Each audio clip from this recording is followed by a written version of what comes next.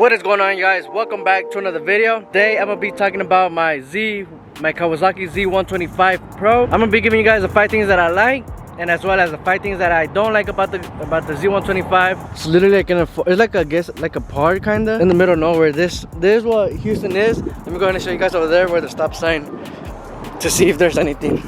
So this is how it looks. I'm in like literally over there is middle of nowhere, forest.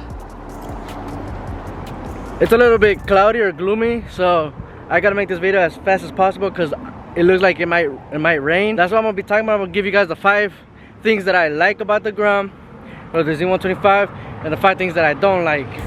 And if you guys hear cars, it's because there's like a little freeway right here or a highway. So if you're able to hear the cars, my bad. But this is like the only spot that I found that it was good. If you do like this video, don't forget to drop a like. Don't forget to subscribe, and let's go ahead and let's start with the 5 things that I like and that I don't like with my Kawasaki Z125. Okay, so first thing that I obviously love about this Kawasaki Z125, aka the Grom, it is the dashboard, the cluster, you can say. I love it how it gives you like the gears, the RPM, so you can know when to change gears and when you're about a red line, and as well as gives you the miles an hour. From what I did my research, some Groms don't come with that type of cluster or dashboard, you can say. But since this one is a newer one, obviously the newer models, they upgraded a little bit here and there, and this is a 2021, so it has it. But I know for the older models, it was a little bit different. It didn't always show everything. I know like the monkeys, they only show the RPM, the miles an hour. It doesn't show the gear, and that's one thing that really helps when you're riding this Kawasaki. Number 2 that I like about the Grom is it has a very sports street bike look. For a small bike, it really has a really good mean kind of look for the street, and it looks really sporty. The colors that the Groms come with is really sporty. Like it has the gold calipers, some of them have them black, some of them have them red. The shocks, some of them are gold like mine, as you've seen through the clip. Gold, they have some blue ones. Like they have all kinds of colors, not all of them, but they have like various multiple options that you can choose from, which is awesome, and that makes it look a little bit more sportier. To me, at least the yellow, when I bought it, it doesn't look as sporty, so that's why I'm still wrapping it.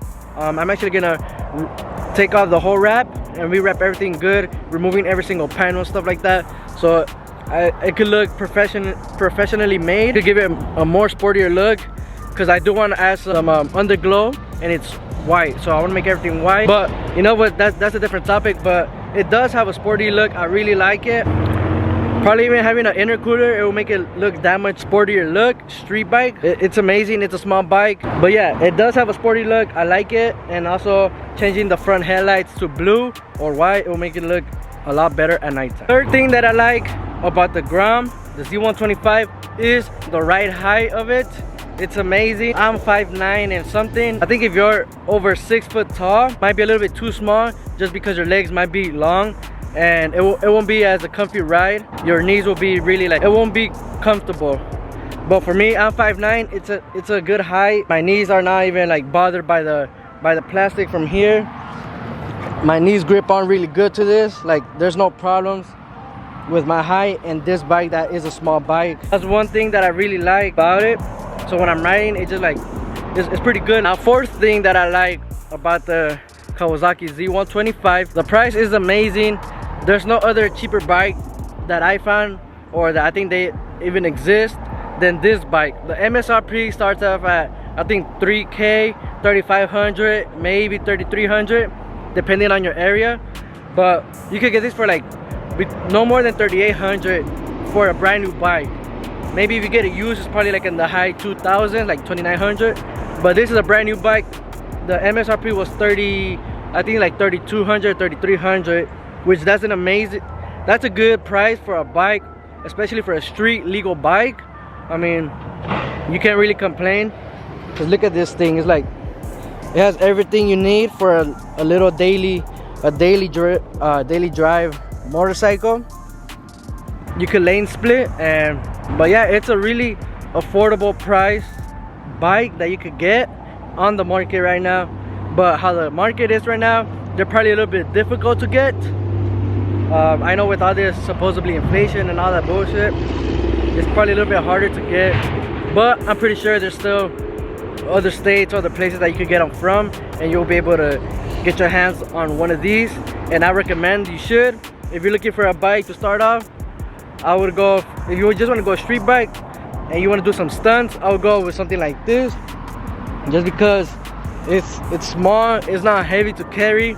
You could literally lift it. It only weighs like maybe up to like a couple £100, but yeah, the price is affordable, and that's the fourth thing that I like about my Kawasaki Z125. Now the fifth thing that I like, the last thing that I like so much about it, the aftermarket parts.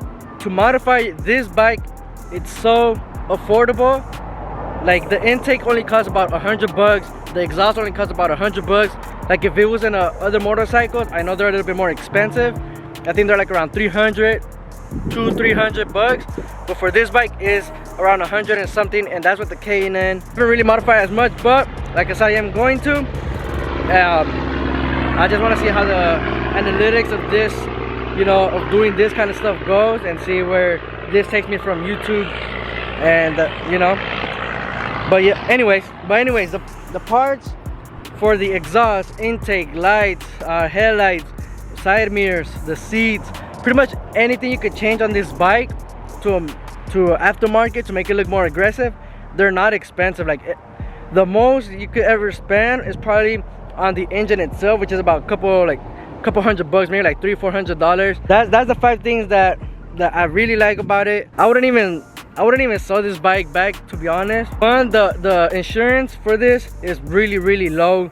I think I paid like about 20 something bucks or $14, something like, because I know it went up, so like between $14 to $20 a month that I pay for my insurance. Let me show you guys the bike again. See, I like how the white is. Look, it gives a much more sportier look than the yellow. It looks more like a kiddish bike with the yellow, but with the white, it gives it that sporty look. Comment down below if you agree with me, if with the glossy white gives it that sportier look, or do I keep it yellow? Put it down in the comments below.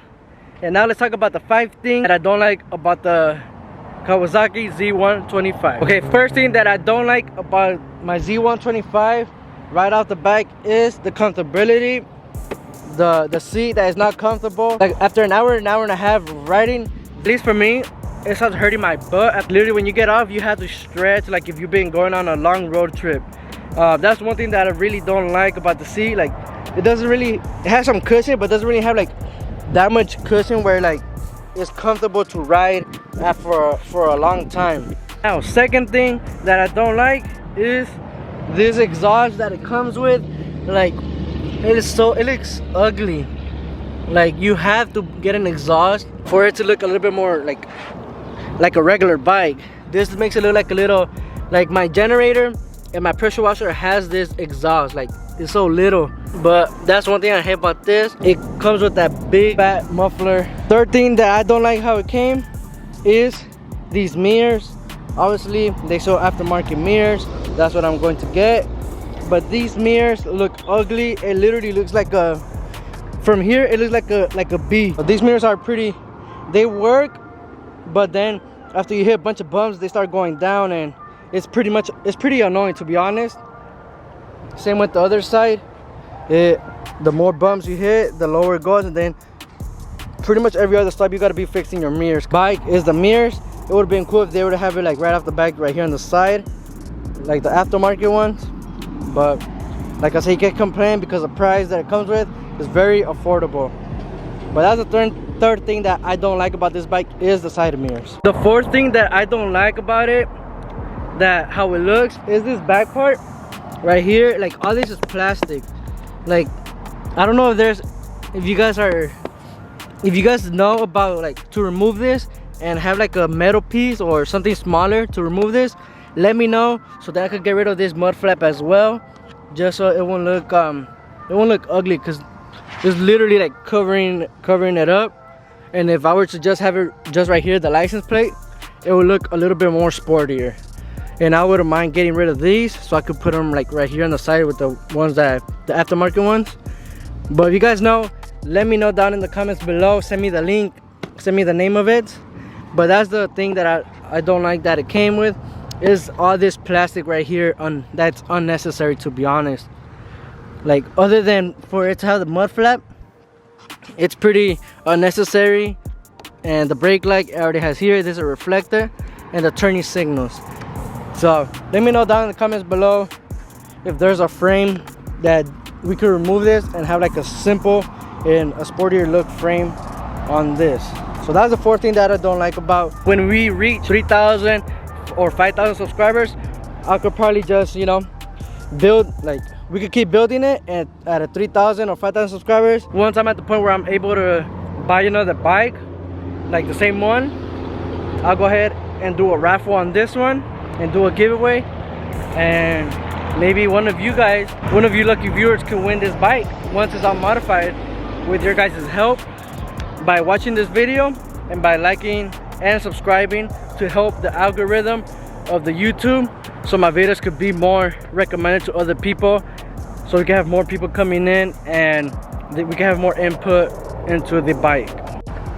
And the fifth thing that I don't like, but I get it, it's a street bike, a small street bike, is that it goes up to 60 miles an hour only, and that's pushing the limits. The most that I've seen is like 55, 57, but over here in Houston it's starting to be really cold, so it's just like fresh air that the engine is sucking in, so it does go up to like 60. I think I've done like 63, 64, something like that, but that's because it was really cold outside and it feels so much smoother, like, and it wasn't even redlining it as well. So that's why I can't wait for the cold to be here. So once we do the intake, the intercooler, it should go a little bit faster because it'll be sucking in colder air, because we have the cold air intake on it, and the intercooler to cool down the engine, and it could breathe a lot more. But that's the fifth thing, that it goes up to like 60 miles an hour. But I get it, it's a small engine. Please don't forget to drop a like, and if you want to subscribe, go ahead, because if you already watched this video, then might as well just subscribe if you're gonna watch my other video. So yeah, I hope you like this video. Don't forget to drop a like and subscribe if you haven't already, and I'll catch you guys on the next video. Peace.